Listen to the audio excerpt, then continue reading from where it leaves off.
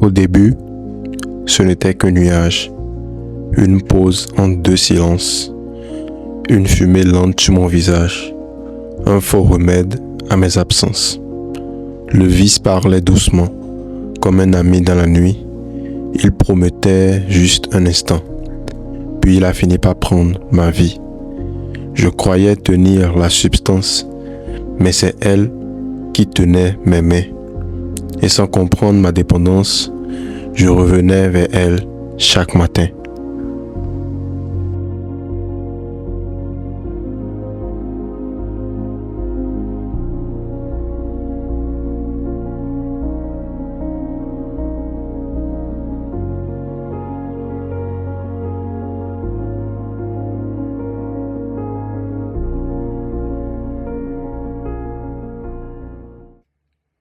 À la base, je pense que tout, ou presque tout, peut devenir un vice.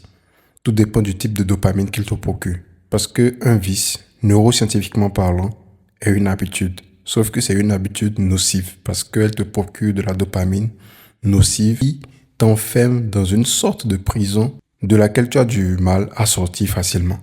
Parce qu'il y a deux types de vices. Il y a les vices moraux et il y a les vices à caractère neuroscientifique qui te procure de la dopamine, sauf que c'est une dopamine nocive. Tout à l'heure même, j'étais là simplement, j'ai allumé ma PlayStation, j'ai joué un instant. Et c'est une habitude que je peux dire que je ne suis pas accro à cette habitude-là.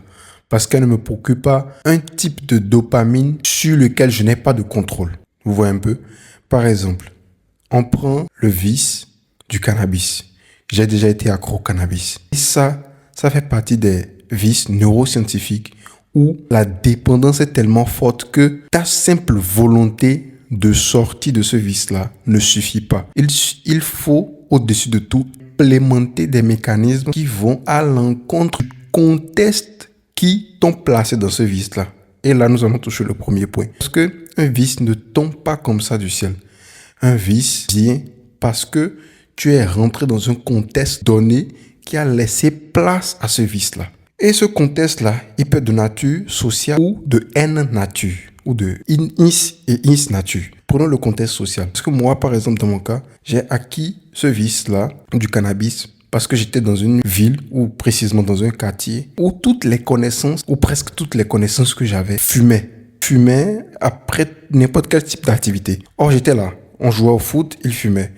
Et on allait quelque part, ils fumaient, on était au balcon, ils fumaient, à tout bout de champ, ils fumaient. Même mon colocataire de chambre, il fumait. Ce qui fait que c'est quelque chose qui devient au fur et à mesure naturel. Tant bien même, tu te demandes à n'importe quel accro ou bien à n'importe quel dépendant, tu diras qu'au début, il avait pleine conscience. Déjà même, nous savons que ce que nous faisons, ce n'est pas bien. Et au début, on avait pleine conscience que ce acte-là n'était pas quelque chose de bien. Et on essayait de résister, pas beaucoup de moyens.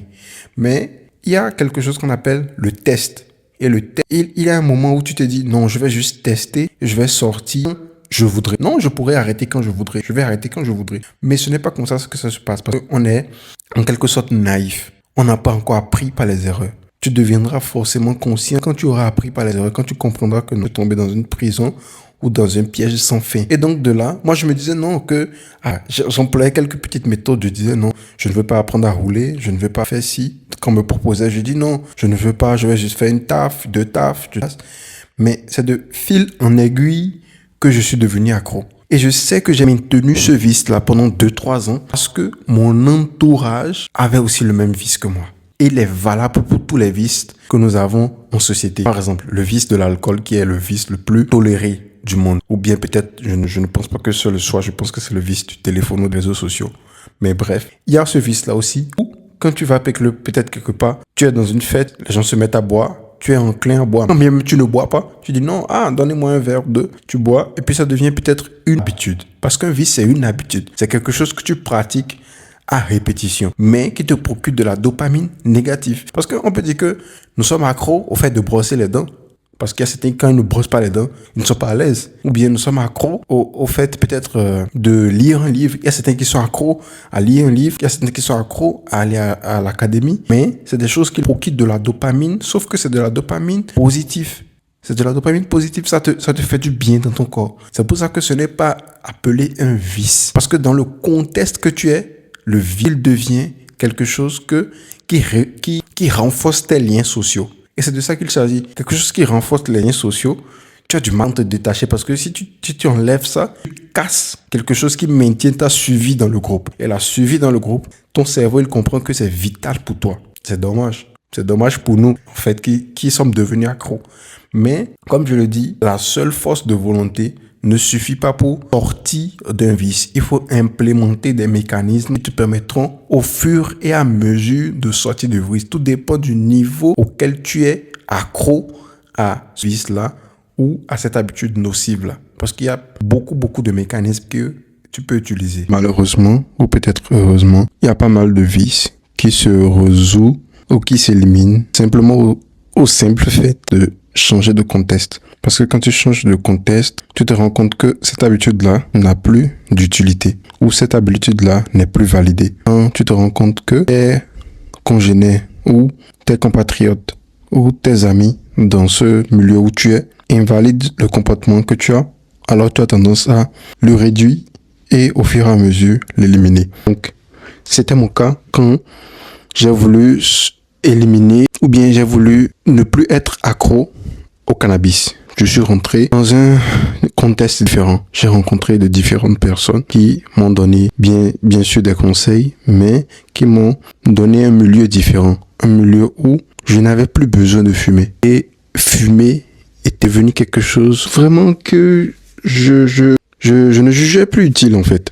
Et c'est aussi simple que ça parfois. Maintenant, pour nos vices cachés, et c'est là que je rentre encore dans un autre domaine. Il y a certains qui remplacent un vice par un autre. Et c'est drôle parce que tu peux devenir accro à n'importe quoi, comme je l'ai dit au début. Tu peux devenir même accro à des personnes. C'est ça parce que une personne peut te procurer de la dopamine. Et la dopamine, c'est du bien-être, c'est un sentiment de motivation. Il y a certains qui deviennent accro à des gens. Et tu peux devenir accro à une personne et être dans ce qu'on appelle une relation toxique. Parce que c'est à partir de ce moment-là que tu n'arrives plus à sortir. Parce que c'est toxique, mais tu veux être là parce que tu es accro. Tu vois un peu? Donc, il ne faut pas remplacer un vice par un autre. Et c'est ce qui m'est arrivé parce que quand je suis sorti du cannabis, je suis rentré dans un autre contexte encore qui a facilité l'implémentation de ce nouveau vice dans ma vie. Et c'était le vice de la pornographie. Et c'est un vice qui touche pas mal d'hommes. Je ne vais pas dire que c'est parce que je suis homme que ce vice-là m'a touché. Non, ce n'est pas une fatalité. Mais ce vice-là m'a touché. Et c'est un vice que j'essaie actuellement de me défaire de ça. Et il y a beaucoup ou pas mal de mécanismes aussi que tu peux utiliser. Il faut que ce vice-là, il faut que ça te coûte suffisamment cher pour que tu décides de ne plus payer ce prix-là. Je ne sais pas si je me suis fait comprendre. Il faudrait que ce vice-là te coûte suffisamment cher pour qu'à un moment donné, tu décides de ne plus payer ce prix-là. Et moi, j'ai compris à un moment donné que il me coûtait trop cher ce vice-là. Parce que je n'arrivais plus à ressentir le même plaisir avec les femmes. Où je n'arrivais plus à avoir ce sentiment-là de long terme. Parce que quand tu rentres dans un site porno, tu viens, c'est rapide, tu as toutes les femmes à ta portée, tu as tout ce que tu veux, mais tu n'arrives plus à attendre. Tu vois, tu n'arrives plus à avoir le long terme, tu n'arrives même plus à être performant comme il le faut quand tu dois passer à l'acte pour de vrai. Et tout ça, ça me coûtait trop cher. Donc, je n'étais plus disposé à payer le prix. Maintenant, il fallait resignifier et maintenant définir un nouveau contexte et comprendre les contextes qui t'ont mis dans cette situation. Parce que tu ne comprends pas les causes, tu ne comprendras pas comment s'en sortir. Tu ne pourras jamais définir les comment s'en sortir si tu ne connais pas les causes. Et si tu ne connais pas les conditions qui déclenchent ce vice-là. Parce qu'il y a toujours des conditions qui vont déclencher le vice en toi. C'est des éléments déclenchés. Si c'est un ami, si c'est un ennui. Et la phrase qui dit que l'occupation est loin du vice n'a jamais été si vrai. Parce que quand tu es dans l'ennui, c'est là que le vice vient. Que ce soit le vice moral ou le vice neuroscientifique. Et dans mon cas, je devais à tout prix éviter d'être seul. Parce que quand je suis seul, je me dis, je suis ennuyé. Et là, ça provoquait quelques désirs en moi où je devais prendre un téléphone et commencer par mater du porno.